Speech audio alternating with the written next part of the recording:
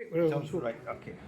So as I say, Harry's given me some questions and I've been going around the room getting some additional questions for you, Ronnie, so if you don't mind, we'll fire them at you and just elaborate as much as you like.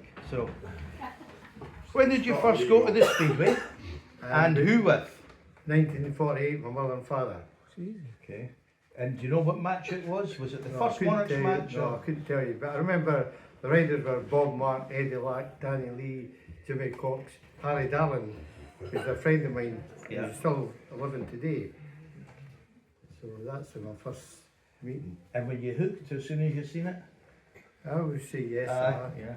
And then after that you went every week, did you? Or most weeks? Well, most weeks. Aye. They put, well, Meadow Bike and Powder Hall. Yeah, then Well, I went to Blantyre and Coatbridge and things like that. Yeah. And of course we met up with Brian, who we knew anyway, and had a good relationship through Brian and what have you. So for you're a Monarchs fan from 48 onwards, basically. But what about in between, when there was no Monarchs? You weren't a Tigers fan, were you? Oh no. No, that's all right then. So did you still go to Speedway, say, for 70 to 76 when the Monarchs were in existence? Yes. You still went along? Well, not very much. Most of the stock cars I've got involved with. Because I started my own business and I felt that 4 wheels are safer than 2. Yes. So that's... Next one is, so, other than being a Speedway fan, what was your first involvement with the Speedway and how did that come about, you know, on the director's side or whatever? Well, directors was 1986. I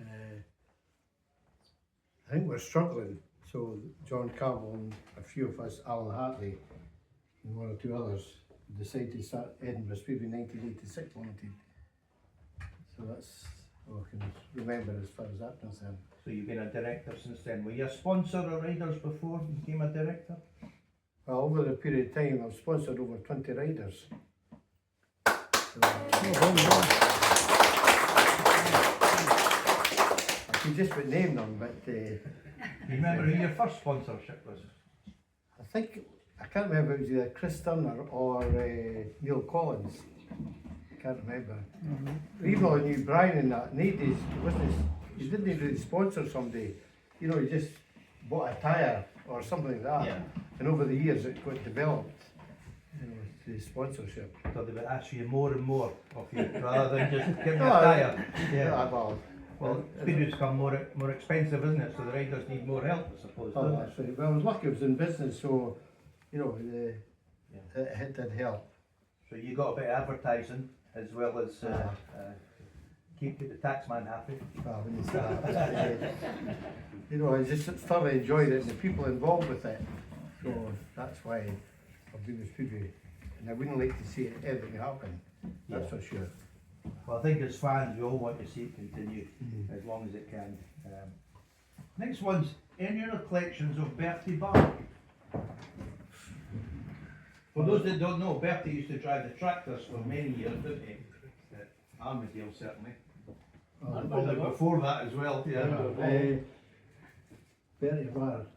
Well, I got friendly with them, and they used to do the walking track at Powder Hall with Alan Bridget. I was a part of the team, and I was just telling Brian, we've got a water bowser. You know, just a thin tank, very small tank, a wee spray. And it wasn't very good. And Bertie used to do this, and I always remember Alec Hartness bought a tractor to get the number plate. It was a wee Massey Ferguson. And he thought he could transfer the number plate to his car, but it didn't work out. So old Bertie Barr drove the tractor. And one of us here is, we all know that you, behind the scenes, do a lot of work at Armadale. Could you give us some indication, like, I think you go on a Wednesday and a Friday, what sort of work do you have to do that people don't see so that the meeting goes ahead on a Friday? Obviously, track maintenance, repairing the air fence, just anything as I see. I treat the place as if it was mowing, to be quite honest with you. And I thoroughly enjoyed it. I was there during the week there, in the middle of the winter. Look after the tractors, cut the grass, welding, just anything at all to keep it going. Because it is an old lady, a tired lady, Yeah. And if it wasn't for the speedway, the Cochrans, I'm sure, would just let it go Yeah. down. So Yeah, it's they're not something- going to spend any money on it. It's up to Definitely the Speedway to keep that going. So, say on a Wednesday or something, what's your typical regime with the track? What are you doing? Are you packing it? Are you breaking it up? Or Well, are you... first thing we do, we pull the loose dirt away from the air fence. Well, we blow the air fence up and pull the dirt away. Then we wash the fence with pressure washers and what have you. But I don't do so much of the track now, because previous when Alan was doing Wolverhampton, Alan beat Wolverhampton, now we did Edinburgh, so I always reported to my boss what we were doing. So I had a good relationship, and Yeah. I certainly miss Alan for what he did do. And that's why with all the tractors, folk don't believe what 7 tractors, a team, 1 to 7. But, the reason being was Alan, I wouldn't say he was struggling a wee bit, but to make his job easier, I would buy a tractor and fit an implement on it. So if I wasn't there, you could just jump from one tractor to another, rather than shift the 3-point linkage and all that. Yeah. So, Okay, great. Next one I've got is somebody's asked, in your opinion, what changes would you make to the Armadale track to improve the racing, if any? I would. Right, okay. Twice I've asked to do it. The back straight, I would make it like a D, Okay. you know, because I think all the bikes nowadays, the same engine, not the same engine tuners, but the bikes are the engines are at maximum. So you follow my leader just about. Yeah. So unless somebody makes a mistake, it's harder to pass, and that's why I would like to alter the track. So we'd have to move 4 lampposts and maybe 1.5 meters on the back straight. So when they come out the second bend, they're getting a better run. So you're making the back straight a curve rather than a Yes. straight? Ah, A bit like Bellevue's got. well, also like Sheffield. Right. So that's it. Just about to try to make the racing better. Mm-hmm. Can I ask a supplementary question? When the track was built, if you remember, Ronnie, when there's no gate, that was like a big bottom of a lamppost that went in. And I always felt that that was too far into the track, because the fence comes up on them pretty quickly as they come onto that second bend. And I don't know if you remember the night that Blair Scott realised a bit late and bailed off the back and demolished the whole bloody fence from there right round to the end of the home straight. And I often thought that and a hen when it hits that goodnight Vienna, that should be shoved over a bit, and maybe that bit there where that no gate is narrowed down a bit. You're talking about when the tractors come out, Jim, are you? That, Aye, there's no aye, fence. because that there, you know, it's not the first time when I was clerk of the course I'm in City Riders. You're too close to that bloody fence coming out that bend, and the classic was Cameron Woodward, and I told him, get away from the bloody fence. Oh no, I'm fine. He went out in his next heat, hit the bloody fence and broke his wrist. You know, but When we built the track, we always involved at the beginning, we were restricted. We only went 2 long straights, because when I'd done the stock cars at Armadale, it was big long straights, and it was like going round an egg. In one bend you had 2 bends, another bend you had 1, just like an egg. So that's why we restricted the length the track, because we only went 2 long straights. I will apologise for the wee kink near going into the third bend. That was Bill Purnell and I's point. If you look good at it, you can see the kink. We were knocking the posts and we suddenly realised we're going in the wrong direction. And we continued, it would have been. But when we put the lights on, you know, the lampposts, we got them from Bernard Hunter, and we got Mose gives a hand to the welded the lights and put them in. We had the greyhound track and the speedway track. Aye. So now I wish we had moved it further out, so Aye. we could widen the track, which Yeah. hopefully I would like to see it being done, but might get knocked in the head, I don't know. Second supplemental, could you see about improving the lighting? Because when you're sitting in the cowshed at times, you know, the lighting's not the best up the far end, but maybe that's just my. Well, we're replacing all the lights with LED lights, and it's the one, you know, we get rid of the bulbs, and it's brighter lights, LEDs, that. LEDs. LED, Aye. Put lights on the bikes, that would be alright, that can. I know that you replaced the lights, the famous the Peter Hill light, that got replaced obviously, and it's a lot brighter on the fourth end, yeah. So, obviously you said there that you were involved when you were putting the track in. First of all, do you think personally Speedway's better on a small track or a big track? I would say yes. A small track, you'd Yes. rather, so, Well, if we ever decide to move, we'd love to do the lottery every week, hoping. yeah, But you don't want, to me, nowadays, especially in the UK, you don't want a football park yeah, in it because it's too wide, too long. But you have to have a track with sharing. You can't afford to have a speedway track or a track doing nothing for 5 months of the year. yeah. This is an unfortunate thing. So, who knows what will happen there. Okay. And then somebody else is asking, over the years when you've been obviously preparing the track and that, somebody's asked, who was the worst rider for complaining that everything was wrong, and who was the easiest rider that never gave you any hard time on the track? I was never in that position. You know, I was never that involved. I was never really in charge. So I couldn't answer your question. Right, okay. Alan or John Campbell or some of them, Yeah, you know, so. okay. Well, sorry who asked that one, but we've not got an answer for that. I'll give you a name, Trent Leverington, he hated it.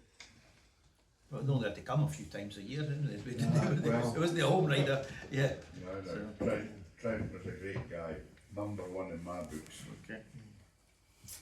What, for giving you a hard time with the track, or No, Trent used to come along for the Deal Devils, and he did umpteen standing jobs for me without, you know, being hard pushed. I mean, he took a flag, did machine examiner one night, start marshal, and he always would come up and say, "Can I help you in?" Okay. You know? Next one, Ronnie, if somebody's asking, what's your most embarrassing situation you found yourself in at the Speedway? Other than your braces when you were coming back. Obviously. This could be as a fan or a director, or maybe one of each. I think the only embarrassing thing was doing the track and took my eyes off the track and ran out the fence. But you put it back before anybody noticed, did you? My pride was really hard. There wasn't that many people seeing me, so it didn't matter.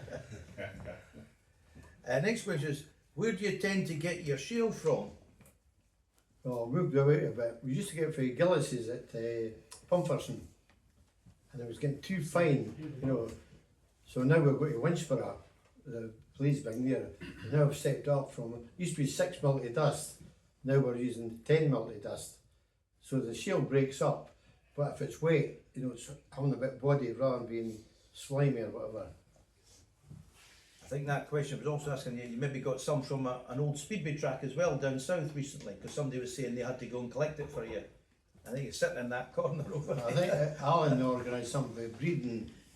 In Wolverhampton or something. Well, You a got quarry down there, but it wasn't actually a shale. It was too expensive, and the shale we're supplying, or I'm supplying, the pool work, not working to Wolverhampton, quite a lot of places, Oxford, Berwick. Berwick get quite They're a all lot coming of from shale the actually. same. The Aye. same. Oh, that's right. It's good to know that it's coming from Scotland. Aye. Yeah. And then the next one was casting your mind back when you constructed Armadale. To put in layman's terms, rather than how much tonnage of shale's on that, how many truckloads of shale did it take to construct Armadale roughly? Can you remember? Oh, I can remember. Obviously, we had to put a basin. So lucky that the stock car track was tarmac, so that gave us a good base to work on there. But if you look at the kickboards, they're quite far into the ground now, so you know when you're replacing one, you're weighing about this much in the ground, Right. so it just shows how much we've built up. The track. And then you've got a rough idea how much shale you're having to buy each year just to maintain the track. Well, I'll say about 60 tonne a year. Okay. We'll also get clay dust, brick clay dust, to try and help it bind together because you're not getting oil dropping off the engines now. Yeah, So so we need Castle something. Lar's not getting into the track anymore. Back in the Powder Hall days, on a Thursday, we always used to go down with Shell. We always had 45-gallon drum, old engine oil. Right. And used to To put, I mix did it do through. it was no environmental here.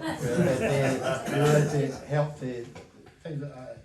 And now we've done a lot of different experiments with wind and clay and what have you.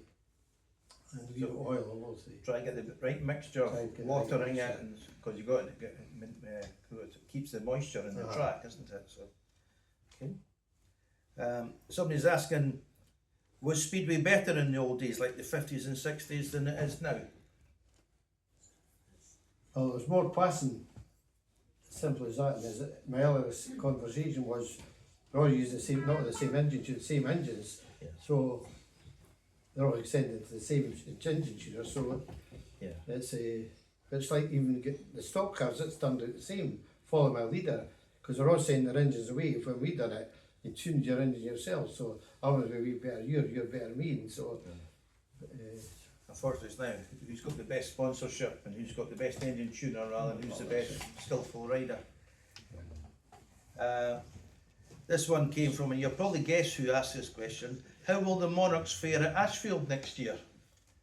Mr. Culbert's asking over there. I thought he asked me how many points will the Monarchs win at Ashfield by next year. I'm sure we'll be singing Beautiful Sunday. We had a good golden heat last year, didn't we? So we can't complain of that. What's your favourite type of tractor? One it doesn't break down. I'm really a Ford man. Not Massey Ferguson or John Deere or whatever it is. The tractors are quite old, really. They all do a good job and I enjoy working them and I always maintain them. So is the Ford ones easier to maintain, easier to work on? I bet which is a farmer sitting there with a tractor. I'll let No, you no, the right job for the track. I mean, some of the, four-wheel drive tractor, just a wee bit too big for Armadale. But I'm sure we've got a adequate. Yeah. So I don't really have a favourite as such. Next question we've got. Do you think additional practice facilities could be offered pre-season due to the lack of matches? Because obviously nowadays, the Monarchs only got 9 home matches and a couple of BSN. Do you think, say from the middle of March, some of the guys can be getting practice on the track rather than just one press day? Well, we're up against planning permission. But, if there wasn't a meeting, you could have a practice, or what I suggest, why not have a flat track meeting?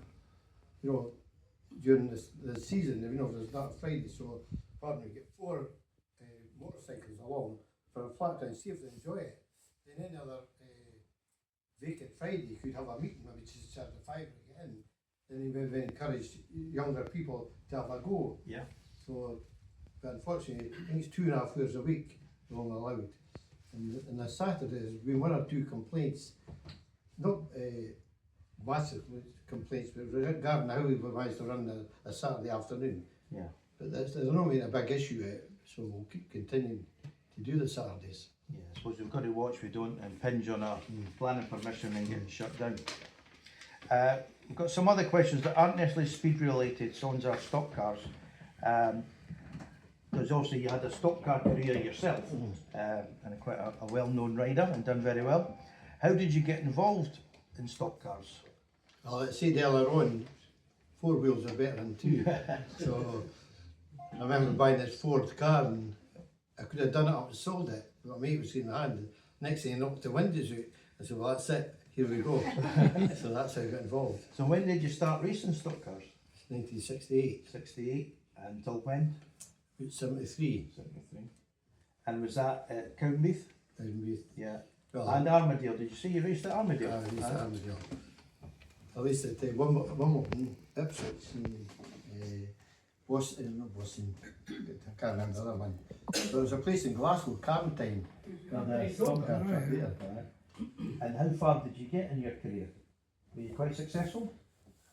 I was Scottish champion in 1968. Somebody did a printout. I I've done not too bad. There's a boy, Alistair Shanks, on Facebook. I'm his hero, believe it or not. I didn't get out there. There's always putting photographs on, because the photographs are on, they're all black and white, which are quite good. So you started in 68 and you won the Scottish Championship in 68 in the first year. I must say 67 years. So that was a good rise up.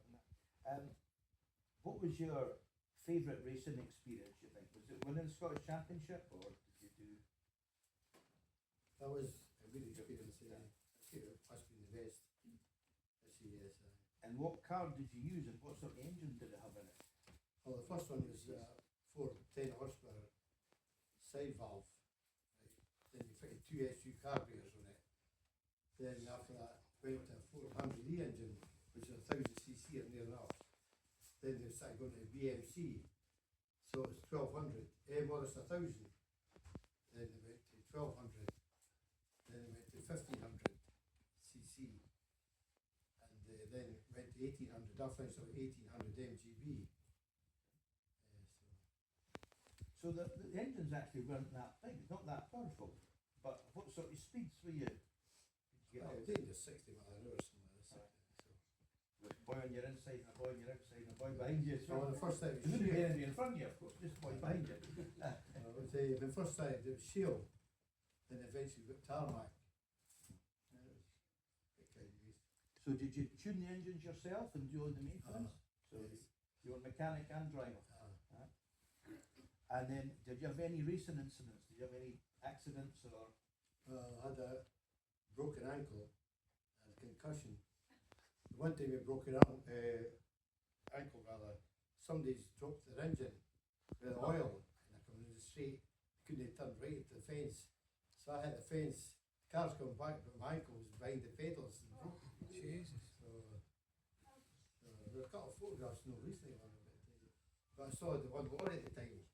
So somebody worked with me for a day, I couldn't handle that. So used to put the boots on and stop at the Royal Infirmary, going with the crutches. They're not getting much rest. It's getting better than back at driving the lorry. What you had to do in those days. Yeah. And then another question, that's not many stock cars, but rusty nails. How did they come about? The question is obviously you're famous now in the Speed the Star for that. Well, what happened? I don't know if it was Brian and Modes and all the rest of it. We went to the dinners at Coventry. We used to have a wee drink in their room. So I started drinking whiskey and Drambuie. They were pretty famous for it. Must say I quite enjoy them. Yeah. And it certainly gets people relaxed before the dinners, doesn't it? And there's one question left, and it's not a speed related question, but this is Nigel Finlay asked. What was the Christmas number one in 1972? That's me. He said he told you the answer just about an hour ago. He said, see if he remembers. I was that surprised to get my gift. Well, we'll open it up to the floor then. Other than, no, he's away as well, the guy. So. What was the Christmas number one in 1972, anybody? Slade, maybe? Yes. Jimmy, do you remember the song? That's it. Point to that lady. That's it. Remember Finlay, she told you that. Still got the postcode. By Jimmy Osmond. It wasn't really a Christmas song, but that was the Christmas number one in 70. I think Slade was 73. That's when the Christmas ones started coming out. That's the end of the written questions. Well, there's one question. Right. Did you ever ride a speedway bike then? Did you ever ride a speedway bike? Not really. Well, we used to, way back, there used to be a practice track at Breach. Oh yeah, I went there. And we used to just have old motorbikes, and I don't know if there was any speedway bikes here, but it was in the middle of nowhere. We used to get there on a Sunday, and it was like an old coal mine, you know, and that's where we used to practice. So that's Tried it once and said that was enough, did you? No, it was just well, that was after Breach finished. It was going to come to a halt.